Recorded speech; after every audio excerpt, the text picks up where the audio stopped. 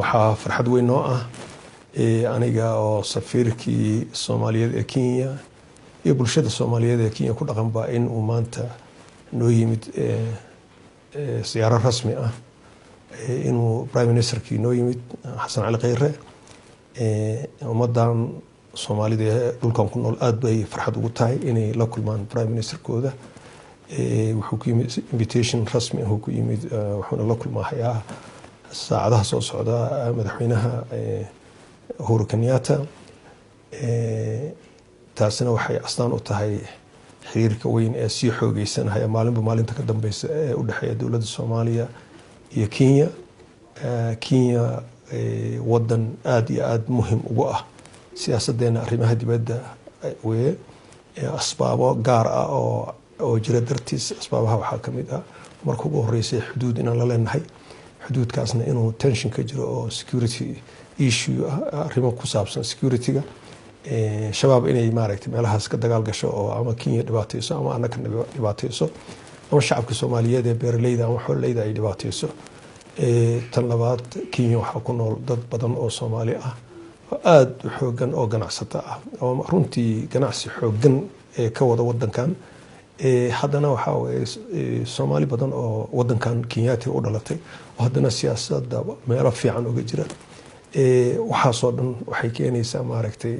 xiriirkeenu inuu noqdo xiriir gaar ah oo muhiim ah oo xoogan inuu noqdo annakana waxaa weeye inaan sii xoojino weeye maantana tilaabay u tahay xiriirkaas in la sii xoojiyo siyaaradan uu ku yimid Prime Ministerka Khayre waxaan filahayaa marka inuu maalinta ka dambaysa uu sii xoogeysan doono xiriirka dhexeeya dawladda Kenya iyo dawladda Soomaaliya waxaan rabno waxaa weeye sida hadda muuqata ganacsi baa naga dhexeeya laakiin ganacsigu ma dheelitirna waxaan rajaynaynaa in mar shir baa ka socda hadda maanta iyo beriba oo JCC la dhaho shirkaasi marka waxaan rajaynaynaa in lagu soo qaadi doono qodobo badan amniga iyo lagu soo qaadi doono dhaqaalaha iyo maaragtay ganacsiga lagu soo qaadi doono waxaan rajaynaynaa Soomaaliya waxay ka mid noqotay ECOWAS ururkan ay ka mid noqotay in faa'iidooyinkooda in ay caanamasho faa'iidooyinkooda waxaa ka mid ah inay wadamada ku jiro dhan ay Soomaaliya waxay rabto geyn karto ay u dhoofin karayso ay ka tartami karayso oo lagu sameyn karaynin wax discrimination ah aan lagu sameyn karaynin marka Soomaaliduna waan ognahay inay aad ugu horeyso maaragtay ganacsiga marka waxaan rajaynaynaa inay fahmaan dadka Soomaalidu inay suuqyadaas oo dhan ay u furan yihiin tan iyo intii la galay ururkaas la galay inay suuqyadaas oo dhan u furan yihiin marka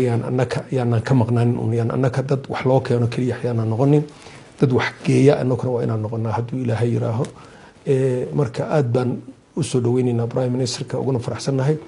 waqti yar buu joogahay laakiin waqtigaas waxaan rajaynaynaa inuu maaragtay dadka nuqabka bulshada Soomaaliyeed ee halkan ku nool hadduu san wada arkin inuu arko inuu maaragtay wax ka dhageysto baahidooda iyo maaragtay dhibkooda iyo waxay qabaan isaguna uu la sheergareeyo xaaladda horumarka ay dawladda ku tilaabsatay iyo meesha wax marayaan intaasaan rajaynaynaa marka